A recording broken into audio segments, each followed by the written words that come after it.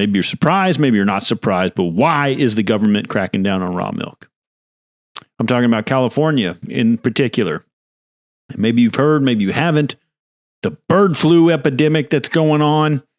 It's infecting all the cows. But it hasn't made anyone sick. That's right. Maybe you know this about raw milk, maybe you don't. It has antiviral properties.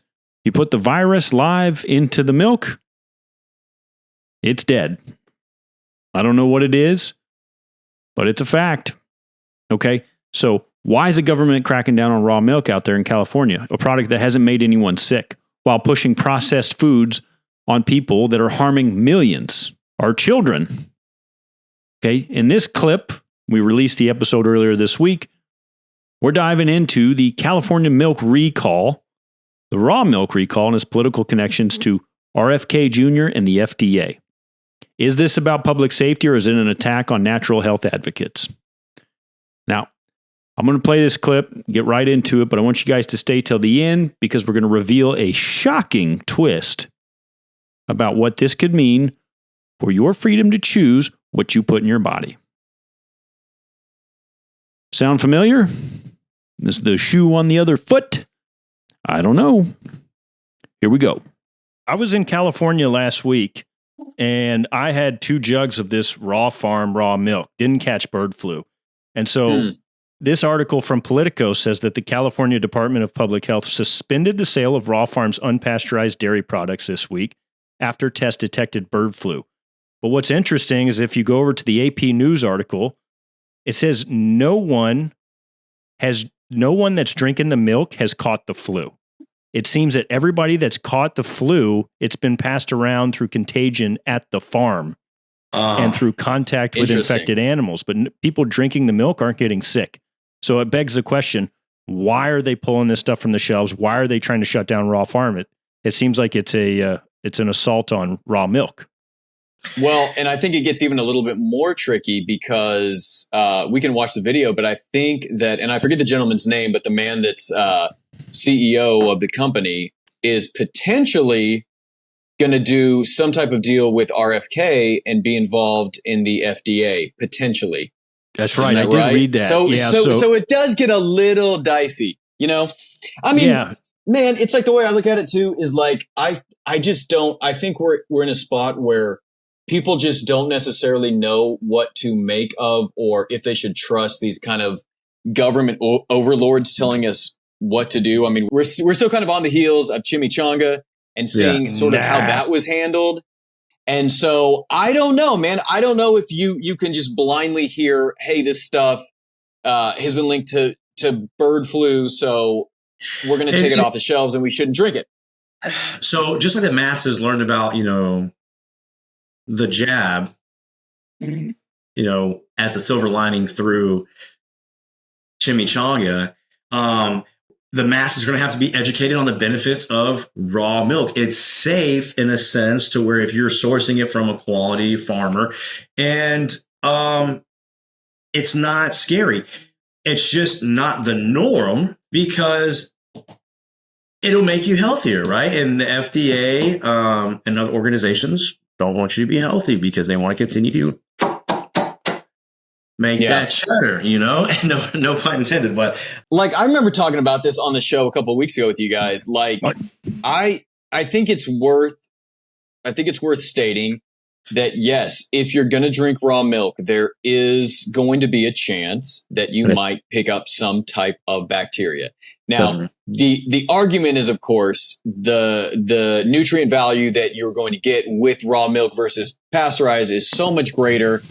And I mean, I think it all, dude, I don't know. I think it all goes back to this idea that it's, if you're going to not take certain jabs, if you're going to drink raw milk instead of pasteurized milk, you're going to have to live a certain lifestyle where you're going to have to gain some health from certain things that you wouldn't necessarily need to had you gone, a more traditional route, I think. So you just got to weigh that on your own, right? Isn't it the same too with eggs and beef though?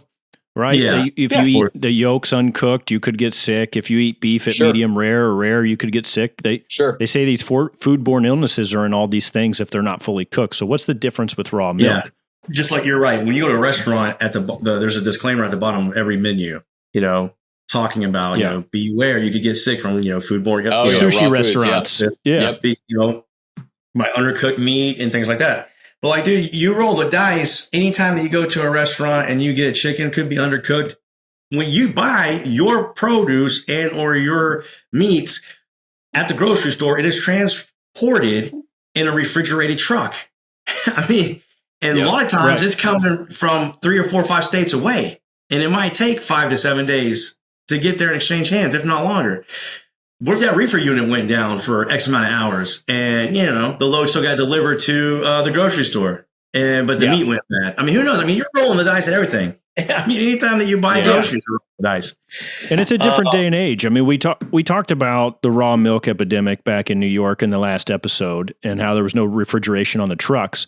It's a much different day and age now. I mean, we're getting sushi flown overnight from Japan that you could thaw out and eat raw.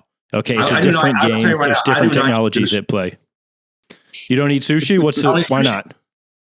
Not at all? No. I thought you liked to rock and roll. No, I like to rock and roll. Why ain't doing that? I ain't playing that song, baby. I tell you what, man. When you eat it if it's cooked? Like 5 days. What? When I eat? Yeah, if it's cooked. But dude, that's the thing, man. If it's cooked, okay.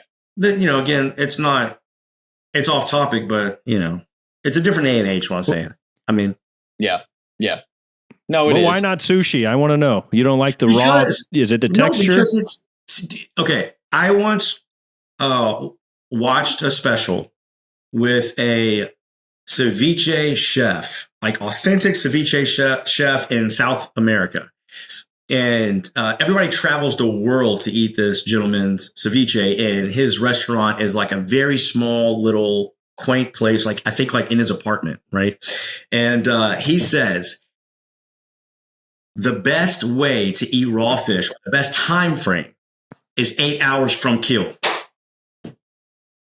From the time the fish smacks the deck of the boat and you clean it, 8 hours. So just in terms of like the best nutrients that are in it, or what? All the above. What's the idea? All the above. Safest, taste, smell, nutrients. Okay. I mean, it's raw, right? So it's like you're getting shrimp from Vietnam or Thailand, where the majority of our shrimp comes from, or you're eating or fish that's coming from Japan or same Vietnam, Thailand, or wherever it's coming from, and it's getting shipped here. It's on a long boat, so it's being caught and harvested on a boat on ice for maybe 30 plus days because they're out there fishing. Then it comes into their port. They get it in, they cut it, fillet it, then they ship it. And then it goes from there to here, hits the ports, goes from the ports into the distribution centers, and then it gets picked up by third-party trucking companies, and they put it on their reefer trailers and bring them into. Too much time passes, bro. I don't mess with it. No, you're right. I mean, I like it. We're out fishing, and the fish hits the deck, and we got some fresh mahi, and bring it. I'll be in the soy sauce, different baby. Story. I have had that once. I was on spring break once in Miami or Fort Lauderdale area, and these guys went out deep sea fishing, and they came back and they had these plates of like blackened and Cajun fish. I don't know what kind it was, but they said we caught 2 or 3 fish. It was so much food. And they said the part of the guide is you go out, you catch it, you bring it back, you cook it immediately, and you eat it. And it was damn good. I'm not going to lie. I don't think I've ever eaten fish that fresh before in my life. And I appreciated it. I'm telling you right now, man, because we do a lot of fishing in the Gulf, a lot of different types of species of fish. If you have fish that you catch and cook within 24 to 48 hours, there is no odor. There is no smell. Doesn't matter. When you walk into the grocery store and you go to the seafood section and it has that odor, it's not supposed to have that, dude. Fish does not smell like that. Yeah. Interesting. And I've sat there and pan-fried it, and you can't smell the fish smell. And what's interesting about that is that the time and the degradation of the food and the way that we cook it, in the wild, there's never been one recorded case of a lion with atherosclerosis, right? It doesn't exist. Yep. They fast for however long, they get their kill, they eat it raw. There is no atherosclerosis. And So it's very interesting. I mean, we could be doing it all wrong. And I don't eat a lot of fish either. I don't like the smell. I don't like the texture of it. You got to get it fresh, man. Talk to Mark about that. If you go to a restaurant, no kidding. Mark will hook you up. Dude, if you go to a restaurant and they bring a dish out that has an odor, no. Send it back. Dude, I'm serious. And it's send not, it back. It doesn't smell. So the CEO, Mark McAfee of Raw Farm, he labeled this an assault, quote, an assault on natural food advocates, suggesting that it's politically motivated. Yeah. Do you believe that we're seeing this FDA crackdown a political assassination on people that they deem, because we've seen that toxic masculinity, working out, the carnivore diet, these things are alt-right, right? Do you think that's what it is? Do you think they're cracking down because they're concerned about people's safety or what?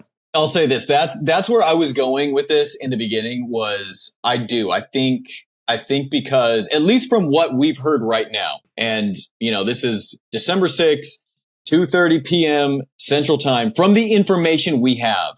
Right. Noting that they are literally shutting down production of raw milk at a certain farm without proving that anybody's gotten bird flu from this exact product.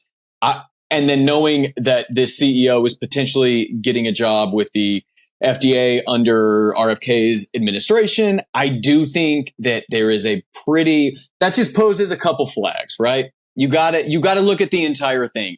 Maybe I'm wrong. Maybe I'm not. I don't know. But it's an interesting question. And I think watching that video also, that kind of helps to... You guys go check out the full episode to see the video. But let's be honest. This raw milk controversy, it's not just about health. It's about power. The CEO at the center of the recall is being considered maybe for a top... I mean, he submitted his application. Is he seriously being considered? We don't know. But he's in the mix for a top role under the FDA, under RFK. Or in the FDA, okay? A move that could upend how the government regulates natural foods. But here's the kicker. This crackdown is probably less about protecting people and more about silencing, maybe. This is maybe an opinion. I could be wrong. It's more about silencing a movement that challenges big food and big pharma's grip on our health than it is about actually protecting people. If this is the direction we're heading, what does it mean for your right to choose natural, nutrient-rich foods in the future? Like, subscribe, all the things. We need it. Guys, go check out the full episode. Thanks for watching.